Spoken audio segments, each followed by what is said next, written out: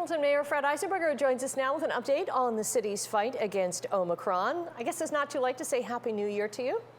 No, happy New Year to you. First time on in 2022. So yeah, all the very best in the new year. To you as well. Our top story today is about the GO Transit modifications to their schedules. And Emily, our reporter, has made some mention of HSR schedules. It's set to go into a winter schedule soon. Correct. Starting on January the 23rd, it's going to be a kind of reduced schedule based on, obviously a number of HSR employees are also off sick. That's happening right across our entire administration, in fact, and certainly no less in the HSR, the transit system. So we know people rely on our transit system, and we're going to do everything possible to make sure that that it provides reasonable service. But you don't have a bus if you don't have a driver, and so we need to do everything we can to maintain the service as much as possible, and that's why a reduced schedule that is predictable, so people can go to the HSR site and check out the Hamilton.ca Ready to Ride schedule adjustments, and hopefully manage their time accordingly in terms of getting to where they need to get to using the HSR. Hamilton Public Library, their services also reduced a bit, and that's because a lot of staff are being redeployed to help out with the city's vaccine clinics. This is just another example of taking staff from one place and really moving them to where they're most needed. Absolutely. We closed all of our rec centers and museums so that we can redeploy about 250 staff. About half of the folks also come from the library system, so they're at about a 50% capacity right now. So they're open. They're accessible in terms of 50% capacity, but we need to second staff to the vaccination process, and as we upscale the ability to vaccinate more people, it requires a lot more staff to be able to do that.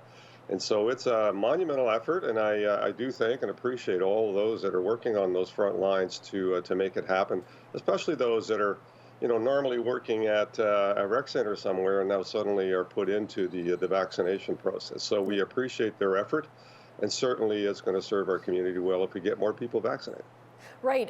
Can you expand on more about the vaccine clinics, how they're expanding? Yeah, so we actually had very large facilities at both Lionbridge and Center Mall, and they've been upscaled. So as the demand and the need for additional vaccination has increased, we've added more tables and more staff to be able to vaccinate more people to be able to process all of those facilities. All of the other clinics are still open. The Center Mall location actually is now open to those 50 plus that can walk in, don't need an appointment. And if you're going for your first or second dose, all of the facilities are open to you to walk in. So we're vaccinating at a rate of about 10,000 people per day, and I anticipate that closer to the end of January, we'll have everyone certainly vaccinated with the booster shot, and hopefully more and more people, getting their first and second shots in as well.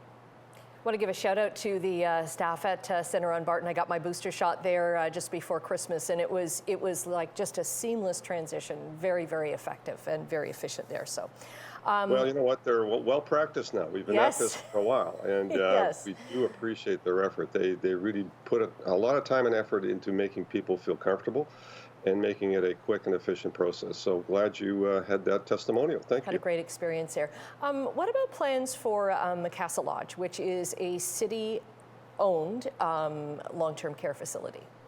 Yeah, there's an application in to redevelop about 44 beds at the facility, and then add an additional 20 that would make for a 290-bed facility. We are very proud of our long-term care facilities, and they are much in demand, and certainly we want to be able to provide that on a public sector basis on the two facilities that we have. So Wentworth Lodge and this one are two of our prime facilities. All the rest of them are actually private, but our two public facilities are looking for improvements and expansion, and they require investment. So public consultation will begin actually today through the Ministry of Long-Term Care.